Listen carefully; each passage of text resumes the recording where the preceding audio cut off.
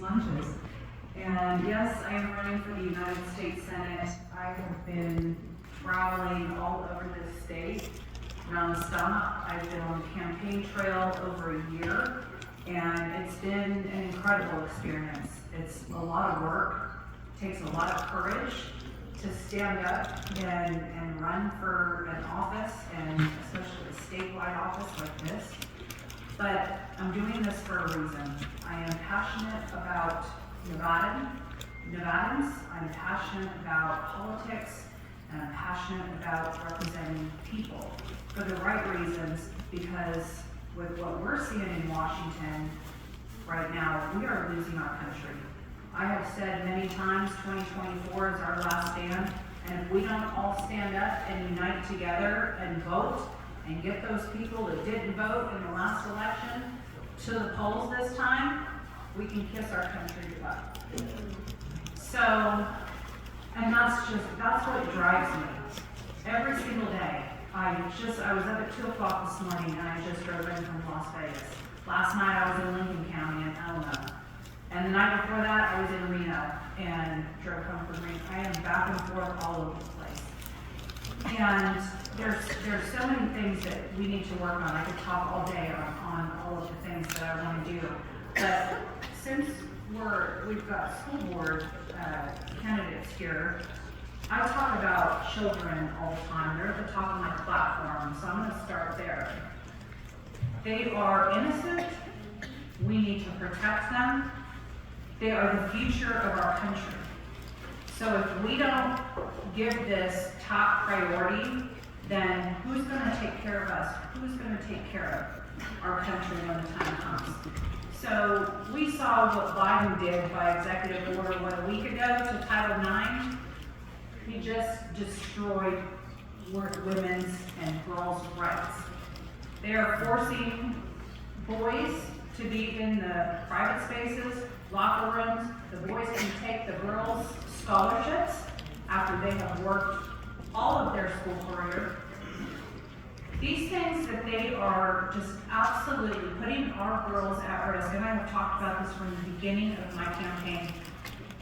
I will not give any funding to any school who supports putting boys in our girls' private spaces and any of these these institutions that are getting federal grants, that are allowing these boys to participate in the girls' sport programs and get their scholarships, no more federal grants for them either. All of that needs to go. I can't believe we're having this discussion in this country about these things. We need to define what a woman is, because one of our Supreme Court justices can't define what a woman is. And we need to protect our girls and our daughters, our grandmothers. So that's first on my list. Also, with children, I talk about trafficking all the time, because I've been involved in children's charities for 30 years. And one of those in particular rescues children, not only domestically, but internationally. And they bring in these girls, 6, 7, 8 years old, out of brothels. These kids are being used multiple times a day. I don't hear enough elected officials talking about this. I have given thousands of dollars, so much of my time. I started my own nonprofit in Las Vegas a couple years ago to help hunger kids and trafficked kids. This, to me, is such an important issue. There's not enough funding at the federal level for these task forces to end trafficking and rescue these kids. I have talked to veteran communities that go out and volunteer their time and rescue these kids, and guess what? They find the guys, they put them in jail, and they're out the next day. We have a problem with our justice system. These people cannot be negotiated out of jail and lessen these crimes. These people need to go away for life, and also the death penalty needs to be in charge here. Because I'm telling you, if those were the penalties, there'd be a lot of stuff. And we need to stick to those. We have laws in place that we don't stick to. And I'm tired of seeing the judicial system fail these victims and these kids. Also, accountability, that's another thing that I've talked about a lot. We don't have accountability in Washington anymore that I can see. They're spending our money recklessly. We don't have a balanced budget.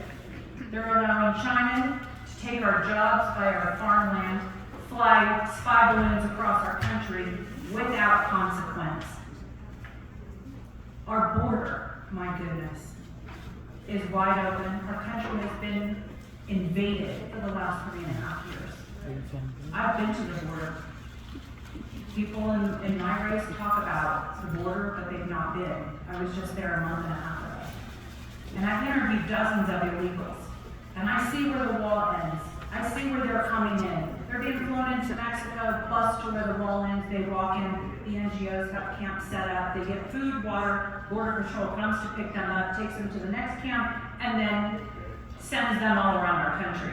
And guess who's paying for it? We are. Our tax dollars are going to the UN. The UN is giving them $5,000 gift cards on our dime. So until we get somebody in office and overhaul DC, people who are going to fight for us, who are going to be accountable to we the people who are freedom fighters, patriots, and people who actually care, who are going to represent we the people for the right reasons, we're going to have more of the same. And I see people in my race, I see multiple carpetbaggers, I see opportunists trying to buy a seat, I see people that are bought and paid for by mega donors, by Mitch McConnell, who we all know sells us down the river almost daily. We need to look at who is going to represent us in Nevada the best. Who's doing it for the right reasons? Who is a true Nevadan? Nevada is my home. I have lived in Nevada 31 years, more so than anyone in my race. And what do you do with your home? You protect it. You defend it. You maintain it.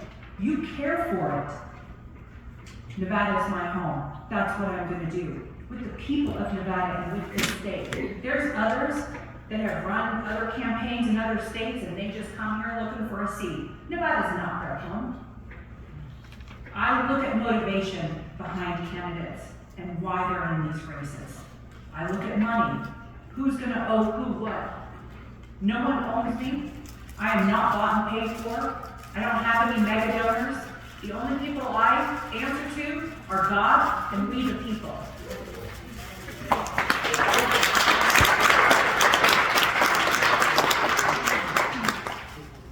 So if we want change, and that's all I hear, I go around this state all the time, and I hear all the time, we want change. We need something new. We need somebody different. Well, you got it. And I'm sitting right here before you. Nevada has a secret weapon in your arsenal. You have a fighter. You have a lion that's ready to go to work for you. You have someone with courage and who is fearless. And that is how I've been running this campaign. Completely, courageously, I have been putting it all on the line for the people of this state. My income has been cut in half because I have stepped away from my business. Willingly so, I am doing this. Voluntarily so. I have given thousands of my own money to this campaign. And I'm doing this not because I need a job, not because I want the title, the name, the fame, the power. None of that means anything to me. I want someone who's going to represent us for the right reasons. And that's why I'm doing this. So accountability, that's high on my list. National security, I kind of covered that with what China's doing and what we're allowing them to do. They have infiltrated our country. Oh, and not to mention the tens of thousands of Chinese nationalists that have crossed our border. They have built a mini army in our country, right? How many terrorists besides that has come over our border? They don't know. And what do you hear from Cortez Masto and Rosen? Zip. Nothing. They are a rubber stamp for the Biden regime. We need to get Jackie out of that seat We need to put me in that seat so that I can represent you, defend you, protect you, uphold the Constitution. They are destroying, shredding, and violating our Constitution daily by allowing this invasion. That is directly against the Constitution. All of these people, including Biden, they're guilty of treason in my book. If I sound mad, I am mad. And everybody in here should be mad. And that is what's going to get people to the polls to vote. In the primary that's coming up, June 11th, typically 18 to 20% of registered voters vote in the primary. 18 to 20%. Last primary, 25% voted. That's it. That 25% is deciding who's going to get out of that primary and go to the general. That is not a good representation of voters in Nevada. I would urge everybody in here, and I thank you all for being here, and I thank you for being involved, and for all the candidates and everybody running and putting their time into this, because I know how much time it takes. But all of us have a duty, we have a mission, we have a responsibility to vote, to get others involved, to spread the word. And my message is to everybody that I want you to know that I'm here to represent you. I will be transparent. All of my clients, I've been in the real estate business over 30 years, and all of my clients trust me implicitly. The basis of all relationships is trust. And that's a marriage, boyfriend, girlfriend, friendship, politician, constituent. You have to be able to trust your politician. How many people trust politicians? I trust you. Yeah, thanks, Bill. So, but that is something that's so important. Ask yourself, when you go to the polls and you're looking at all of us on that Republican ticket, look at each name and say, can I trust this person? Who owns this person? Can I trust her with our state, with our best interest? Can I trust her to make the right decisions and not sell us out? The answer is yes. So, am I done? Sorry, I'm not talking. Anyway, thank you guys for the time. I thank you so much for being here. And I ask you for your vote on June 11th, the primary. Thank you so much. And you can tell, Stephanie is very shy, not aggressive, quiet.